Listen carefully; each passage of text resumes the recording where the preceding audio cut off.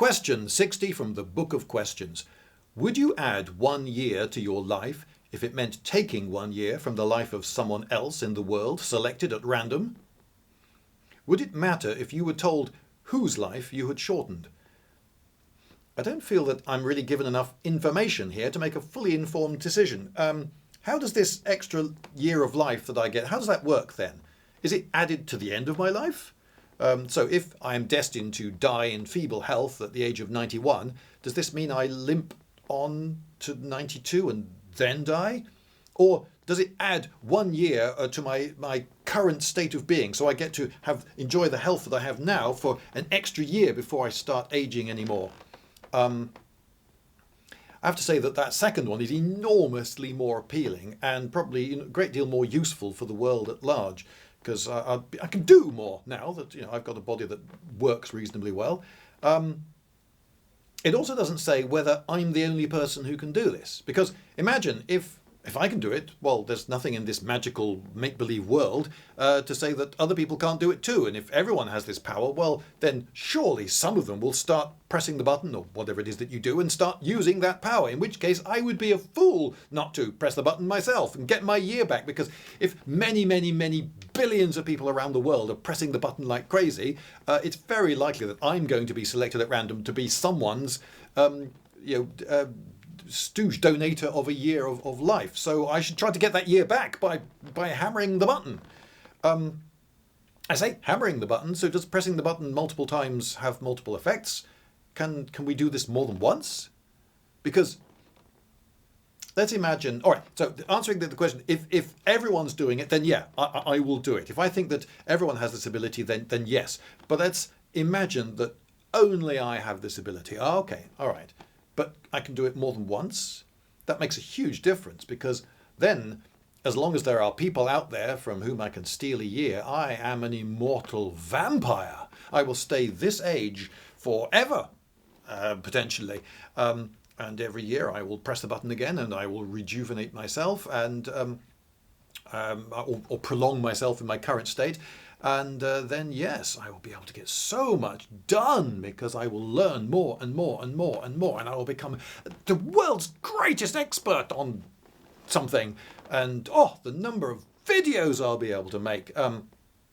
And oh yes, the potential for greatness will be tremendously tempting.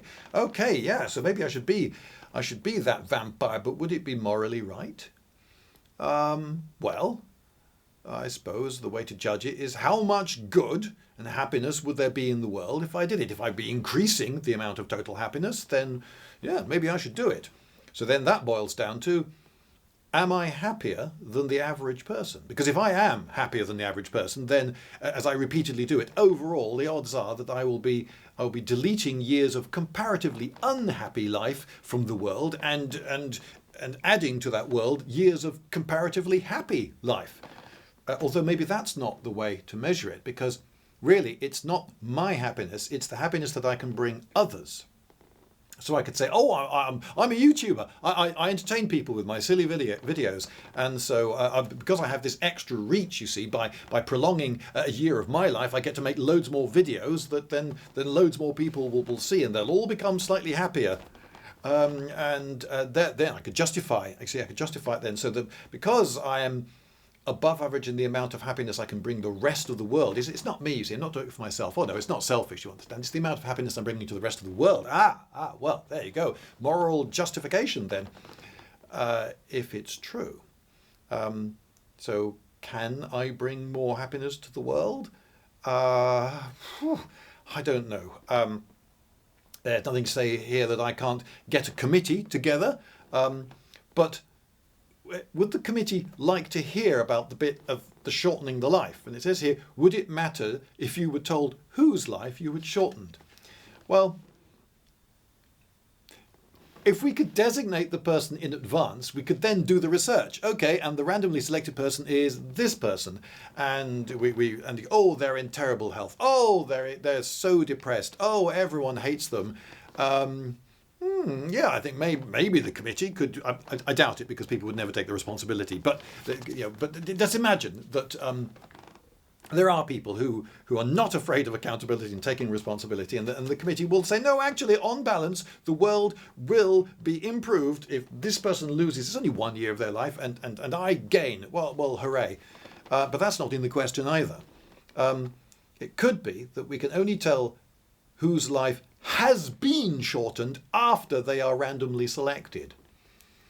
And once selected, then their life will be shortened. As soon as you make the decision to do this, then the selection takes place, and then it's irreversible. None of that is in the question, but it makes it more of a moral dilemma, doesn't it? So what if we couldn't tell? I suppose I would have to have my life audited. Do I make the world happier than the average person? Am I happier than the average person? And how the heck would you measure that? But let us imagine in this fantasy world, since it's a fantasy thing in the first place to be asking the question, that it is possible somehow to make the measurement, then the case could be made that my life, yes, should be extended. But don't worry, you're safe. I won't be taking any life from you or anyone else because it's all made up.